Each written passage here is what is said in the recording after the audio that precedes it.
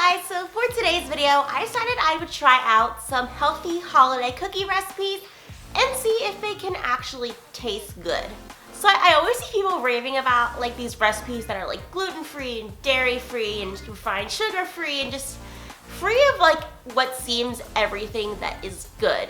And I wanted to try to make one of these recipes, but like the holiday versions of them, like, you know, healthy holiday cookies. And yeah, I'm gonna decide if they actually do taste good, because the point of these is that they are supposed to like be healthy and taste good, but I have a feeling that they're just gonna be healthy and not taste like a cookie should. So yeah, that's what's happening today, and without further ado, let's get started. So the first thing we're making are these paleo, gluten-free, and refined sugar-free gingerbread cookies. In a large mixing bowl, lightly beat 1 egg until the yolk breaks apart. Then whisk in 3 tablespoons of molasses, 3 tablespoons of melted coconut oil, 1/4 cup of coconut sugar, 1/2 teaspoon of cinnamon, and 1 teaspoon of ginger. And just mix that all together until it's smooth. Go ahead and add in 1 1/4 cups of almond flour, 1/4 cup of coconut flour, and 1 teaspoon of baking powder, and then just resume mixing until everything is just one cohesive consistency.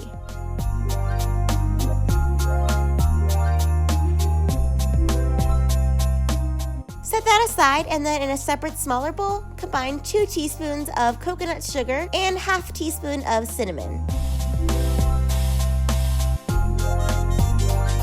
Once you've done all that, you can just scoop out rounded tablespoons of the dough and roll it between your hands to form a ball. Then roll the cookie dough in the cinnamon sugar and place it on a prepared baking sheet. After that, just take any kind of flat object and flatten the tops of the cookies so they'll be more uniform in shape. And then go ahead and place that in the oven at 350 degrees for 9 to 11 minutes. And this is what the finished cookies look like. So for this next batch of healthy Christmas cookies, we are going to be making these butter, oil, and flour-free peanut butter chocolate chip cookies. In a large bowl, combine 1 cup of peanut butter, 1 tablespoon of honey, and 1/2 cup of brown sugar, and just mix that all together until it's smooth.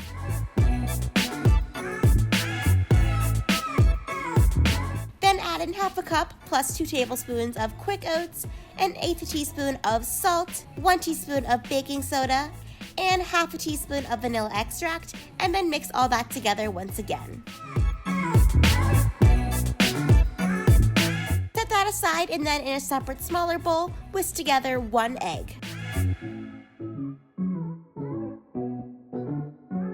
You can then go ahead and add the egg into your big mixture and mix all that together once again.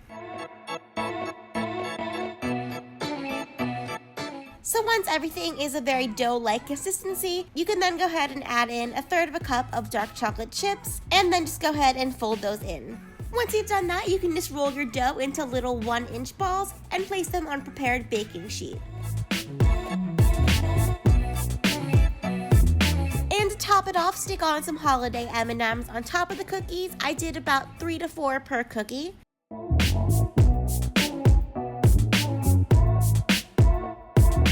And then just stick them in the oven at 350 degrees for 7 to 8 minutes. And this is what the finished cookies look like. And last but not least, I made these gluten and dairy-free whole grain dark chocolate chip peppermint cookies. This one has a lot of ingredients, so get ready. In a large bowl, combine 1/2 cup of buckwheat flour, 1/2 cup of quinoa flour, 2 tablespoons of tapioca starch, 1/4 cup of cacao powder, 1/2 teaspoon of baking soda, and 1/2 teaspoon of fine sea salt.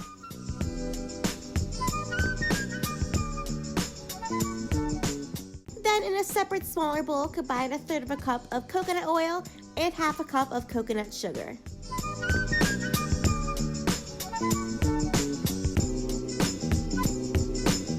You can just mix those all together with a hand mixer, and then add in 1/4 cup of maple syrup, 1 flax egg, 1/2 teaspoon of peppermint extract, and 1 teaspoon of vanilla extract. And then just resume mixing all that together.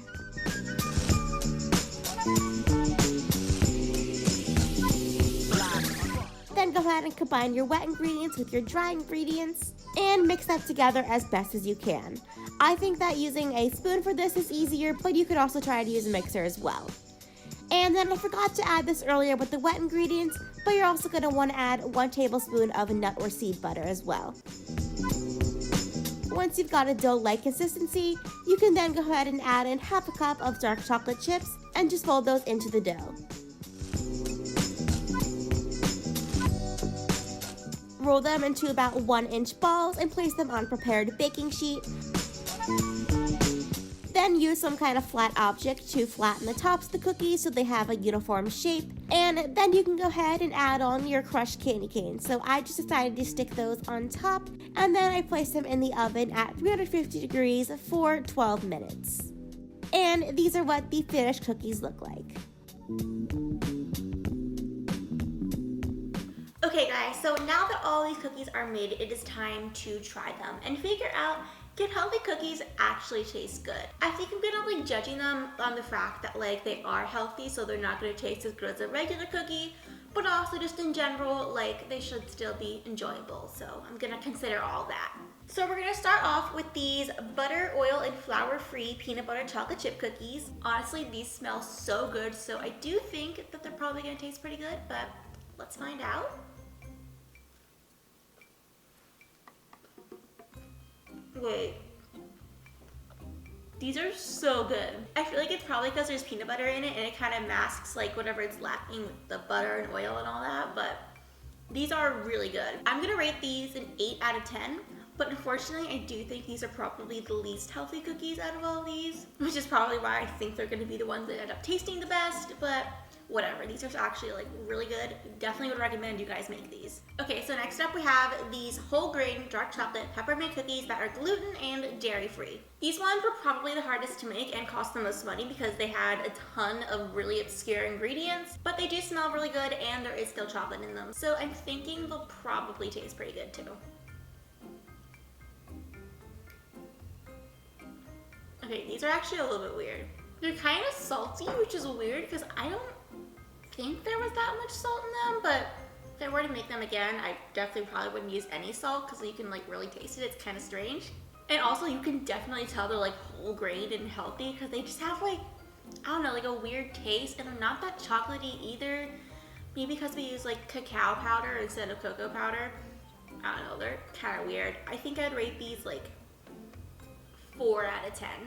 Okay, and last but not least, we have these paleo, gluten-free, and refined sugar-free gingerbread cookies. So I love gingerbread cookies, except I know that paleo cookies, just in general, tend to be a little weird tasting. Like my mom always buys paleo cookies from this like organic market thing near us, and they're a little bit weird, not gonna lie. And I don't think these are gonna be the exception, but we'll see.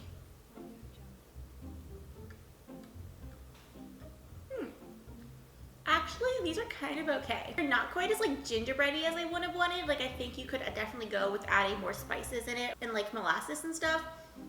But overall, pretty decent cookie. Doesn't taste like overtly healthy, like it's still like a cookie. So I would rate this a 6.5 out of 10. If they were just a little bit more flavorful, it would definitely be a 7 out of 10.